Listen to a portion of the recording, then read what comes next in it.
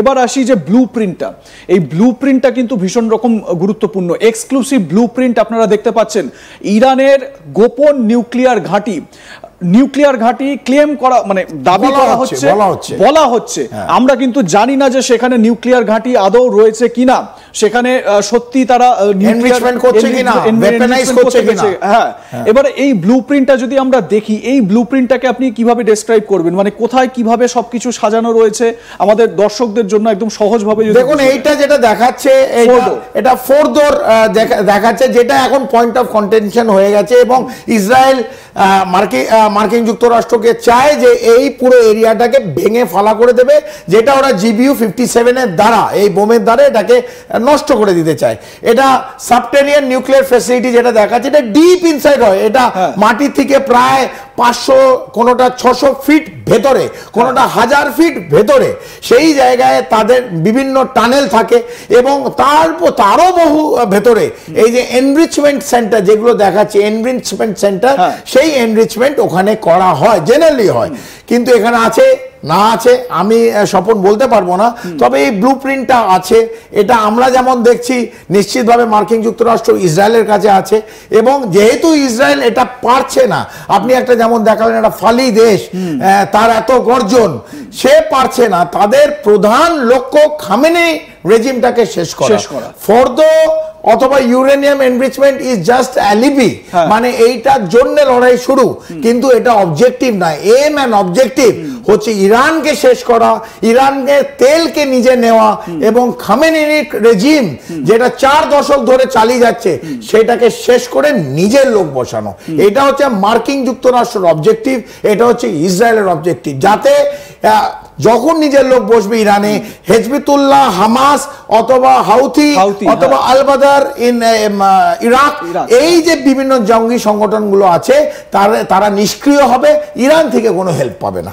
একদমই। কিন্তু এই জায়গা থেকে একটা প্রশ্ন উঠছে, সেটা হচ্ছে গিয়ে মার্কিন প্রেসিডেন্টের কথায় বা ইউএস এর একেবারে সুরসুরিতে ইসরায়েল এরকম একটা বড় স্টেপ নিয়ে নিল, যেটা খুব আলোচনার বিষয় উঠছে, সেটা হচ্ছে গিয়ে ইসরায়েল গাজা একটা স্ট্রিপ, এবং সেটা কিন্তু দেশ নয়, সেটাকেও যেরকম কর্নেল চৌধুরী বললেন, সেটাকেও বাগে আনতে 19 মাস, এখনো কিন্তু গাজা পুরোপুরি যে শান্ত হয়ে গেছে, কন্ট্রোলে চলে এসছে এরকম নয়, 19 মাস সময় লেগে গেছে। তাহলে এত বড় একটা দেশের এগেনস্টে এত বড় একটা মুভ করার চিন্তা ভাবনা ইসরায়েল করলো কিভাবে? নিশ্চয়ই আমেরিকার মদত এর মধ্যে রয়েছে, ছিল। কিন্তু প্রশ্ন হচ্ছে এখন, মানে বাংলায় একটা কথা আছে না, গাছে তুলে মই কেড়ে নেওয়া, ইউএস প্রেসিডেন্টের যা ভাবভঙ্গি আমরা দেখতে পাচ্ছি, ইসরায়েলকে গাছে তুলে দিয়ে অ্যাকশন মোডে নিয়ে এসে মইটা কেড়ে নিয়ে। না, একদম আপনি যেটা বলছেন সঠিক। সকালে বলে আমি পাশে আছি ইসরায়েলের, বিকেলে বলে আমি নেই, আবার ষষ্ঠ দিনে বলছে না ইরানে স্কাই আমার আনকন্ডিশনাল, গতকাল বলছে অনেক সময় দিয়ে দিয়েছি, এবার আর সময় নেই, আবার ওনার ফরেন মিনিস্টার বলছে না না আমরা ইরান ফরেন মিনিস্টারকে ডাকছি, অ্যাক্রস দ্য টেবিল কথা হবে।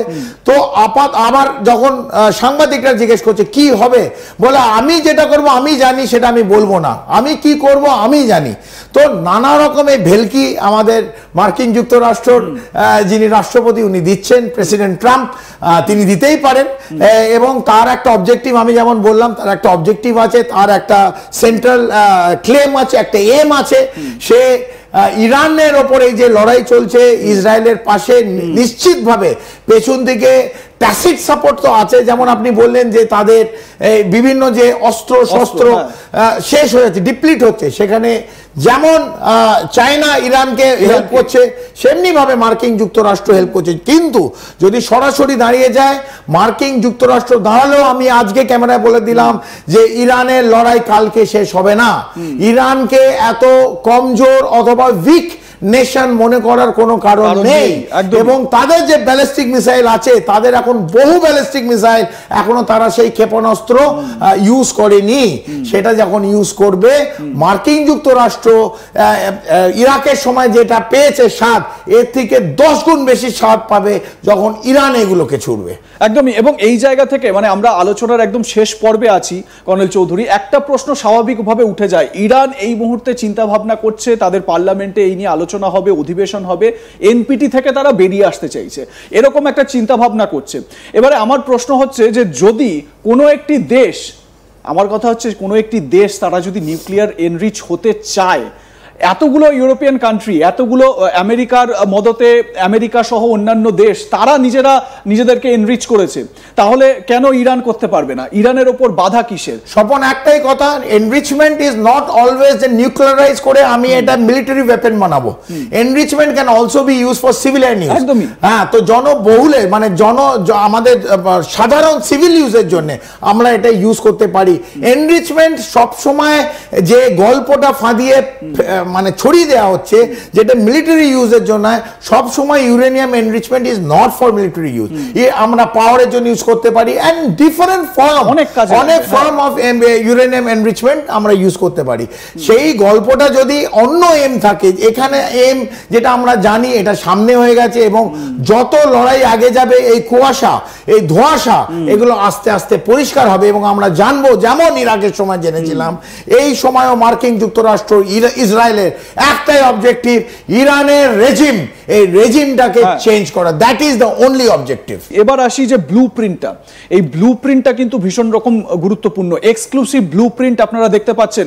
ইরানের গোপন নিউক্লিয়ার ঘাঁটি ক্লেম করা, মানে দাবি করা হচ্ছে, বলা হচ্ছে, আমরা কিন্তু জানি না যে সেখানে নিউক্লিয়ার ঘাঁটি আদৌ রয়েছে কিনা, সেখানে সত্যি তারা এনরিচমেন্ট করছে কিনা, ওয়েপনাইজ করছে কিনা।